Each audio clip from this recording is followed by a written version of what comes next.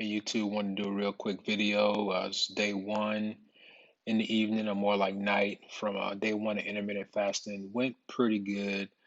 Um, my biggest things were I did my calories, my whole macros on my fitness pal, and I actually didn't get enough calories in. I'm about 600 or 700 calories below what I'm supposed to be, which I guess in the long run will be fine as far as expediting the weight loss process. But I actually went over my carbs a little bit, and I'm pretty sure that's because I had a Larry's protein cookie, and thought it would be fine because it's a protein cookie, but it had like 57 grams of carbs. So I'll watch that more tomorrow, and then I want to get a gallon of water today, and I'm probably about 4 or 5 cups shy of that. So a couple things to work on, but overall, the day went pretty good, and I will see you guys in the morning for day two, intermittent fasting weight loss challenge, and let's get it. Be safe.